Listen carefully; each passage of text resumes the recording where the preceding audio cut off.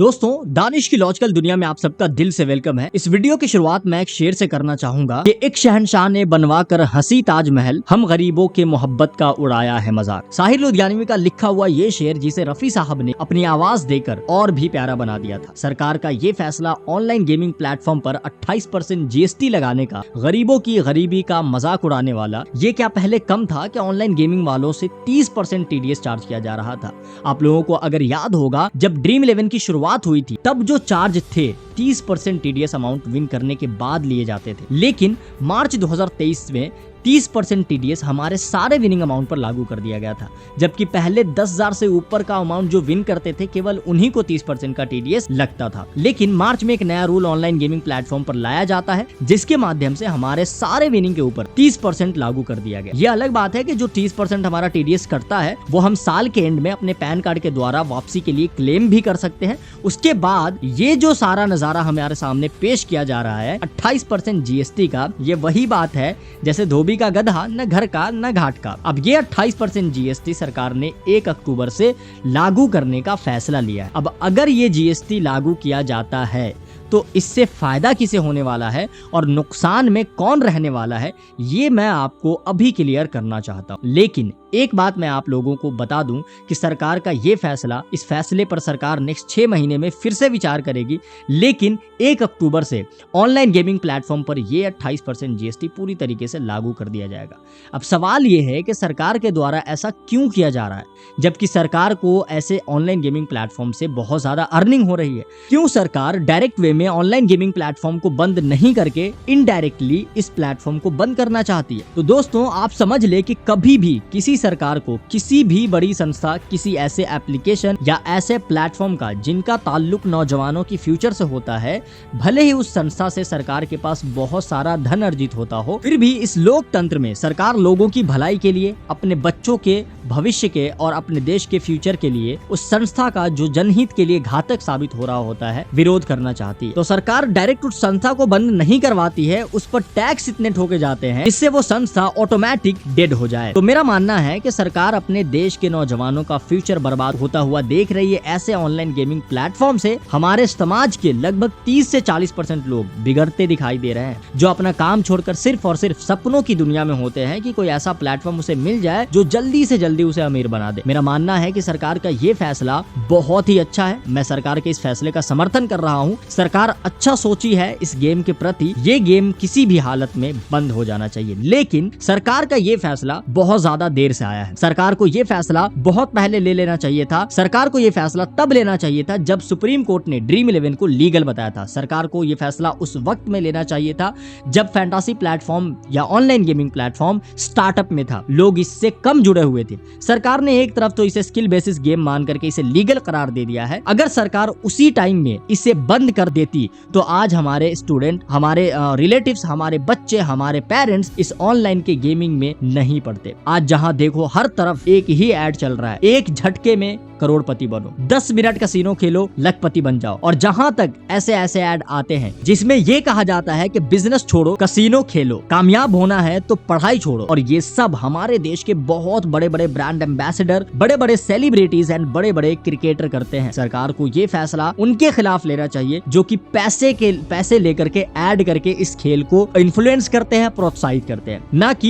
ये फैसला तब लेना चाहिए जब ऑनलाइन गेमिंग का चस्का हमारे देश के लोगों को इतना ज्यादा लग चुका हो कि जब स्टूडेंट आंख खोले तो उसे ऑनलाइन गेमिंग के बारे में ही सोचना पड़े। जब पेरेंट्स अपने बच्चों के लिए परेशान हो और उन्हें कोई दूसरा रास्ता दिखाई नहीं दे रहा हो, तो उन्हें भी बड़ा ही शॉर्टकट रास्ता जो कि ऑनलाइन गेमिंग प्लेटफॉर्म के रूप में उन्हें दिखाई दे रहा है। आज के दिनों में हमारे देश की 40% आबादी इस ऑनलाइन गेमिंग के जाल में फंस चुकी है। और 28% जीएसटी ही नहीं, अगर 50% जीएसटी बिल सरकार लागू कर दी ना, तब भी इस देश में ऐसे लालची लोग हैं जो कि करोड़ों का सपना देखते हैं और उस सपने को साकार करने के लिए वो किसी भी हद तक जा सकते हैं। वो लोग जिन्हें ऑनलाइन गेमिंग की बहुत ज्यादा लत लग चुकी है, सरकार के इस फैसले के बाद भी वो लोग खेलना बंद नहीं करेंगे, क्योंकि उनके सामने सिर्फ और सिर्फ एक ही गोल होता है कि थोड़े से पैसे में, बड़े शॉर्टकट में ऑनलाइन गेम खेल करके अमीर बना जा सकता है। क्या सरकार के इस फैसले से लोगों के मन में जो ये भाव है वो बदल सकता है?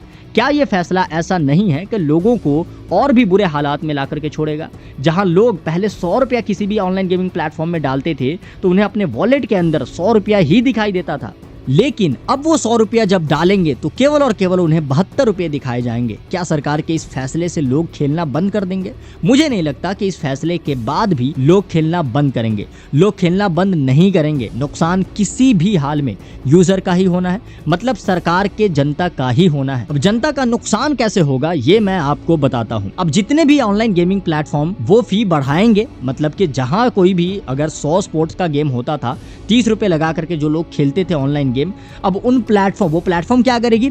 स्पोर्ट्स को तो वही रहने देगी, उतने ही स्पोर्ट्स वाले गेम होंगे, लेकिन वो जो एंट्री फी होगा उसको वो बढ़ा देगी। 20 रुपए जहां वो लेती थी पहले, अब उसको 26 रुपए कर देगी, या नहीं तो 14% वो प्लेटफॉर्म देगी टैक्स और 14% यूजर को देने के लिए कहेगी प्लेटफॉर्म, यानी 14 28% हो गए। अब इससे भी नहीं होगा तो पूरी तरह से ऑनलाइन गेमिंग प्लेटफॉर्म तो ये 28% पे करने वाला है नहीं। हर हाल में इससे हमारे देशवासियों का ही नुकसान होगा, क्योंकि हमारे देश के लोग सपने बहुत देखते हैं, काम करते नहीं और ख्वाब बड़े रखते हैं। कहते हैं कि तसव्वुर अर्श पर है और सर है ज़ेरे पाए साक़ी पर। तो हमारे देश के लोग इतने ज़ीहोश, इतने अक्लमंद और हम लालची भी इतने ही हैं कि हमें करोड़पति ही बनना है। चाहे करोड़पति के आगे का क छूट जाए फिर भी हमें करोड़पति ही बनना है। हमारे बहुत सारे यूजर फैंटासी क्रिकेट खेलते हैं और ऑनलाइन गेमिंग प्लेटफॉर्म अभी सबसे बड़ा प्लेटफॉर्म बनता जा रहा है। और ये फैंटासी क्रिकेट अगर हमारे शब्दों में कहा जाए तो हम गरीबों का एक उम्मीद होता है, जो कहीं ना कहीं हर दिन हमें उम्मीद देता है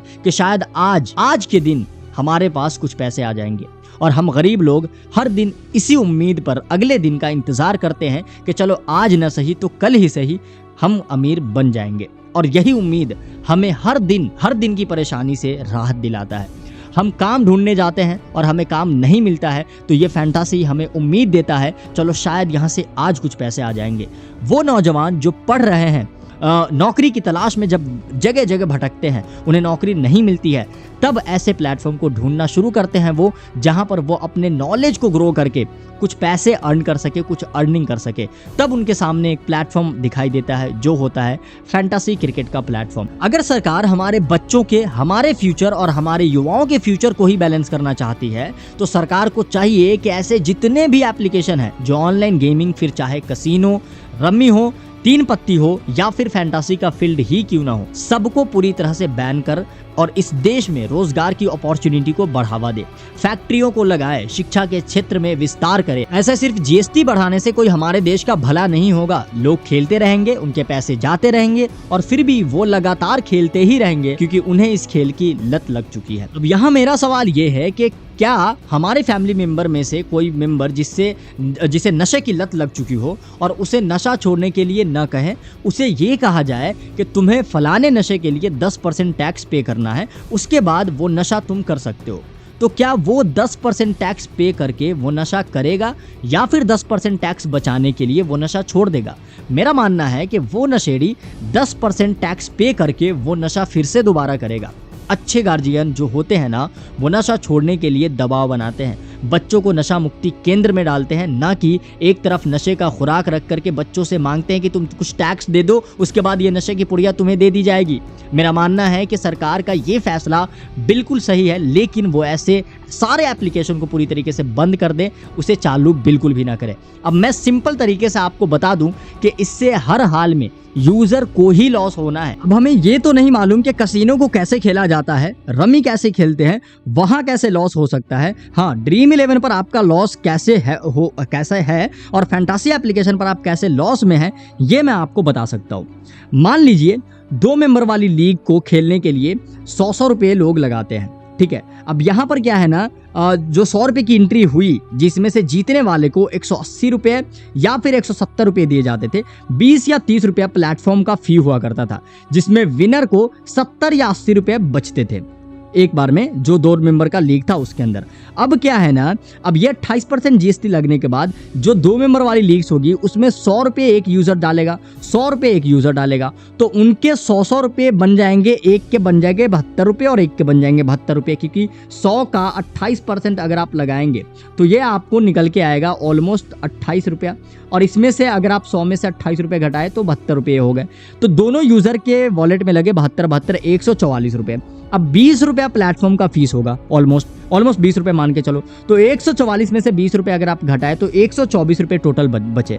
अब ये जो 124 रुपया हुआ, इन्वेस्टमेंट कितनी है 100 रुपए की, तो इसके ऊपर प्रॉफिट कितना हो रहा है 24 रुपए का। तो इस प्रॉफिट पे 30% का TDS लगेगा। अब तो 24 का 30% अगर निकालेंगे तो 7 रुपए 20 पैसा होगा। तो अब ये जो 7 रुपया 20 पैसा हुआ, नेट अमाउंट का प्रॉफिट कितना हुआ 124 रुपया। 7 रुपया 20 पैसा ये TDS का कट गया, तो टोटल 116 रुपये 80 पैसे आपके खाते में आए। आपने लगाए कितने 100 रुपये और आपको मिला कितना 16 रुपया 80 पैसा। तो दोस्तों देख सकते हैं कितना बड़ा डिफरेंस यहाँ पे देखने को मिल रहा है। जहां लोग 70 से 80 रुपए जीतते थे, अब केवल 16 रुपए का प्रॉफिट होगा उनके पास। तो ओवरऑल यूजर का ही नुकसान होने वाला है। अगर इस वीडियो से आपको कुछ सीखने को मिला है तो वीडियो को लाइक जरूर करिए और दोस्तों में शेयर कर दीजिए, ताकि और भी लोगों को समझ में आए कि ये जो रूल है इससे नुकसान क्या है, फायदे क्या है। चैनल को सब्सक्राइब करके जरूर रखिएगा, मैं आप लोगों के लिए इसी तरीके की वीडियोस बना के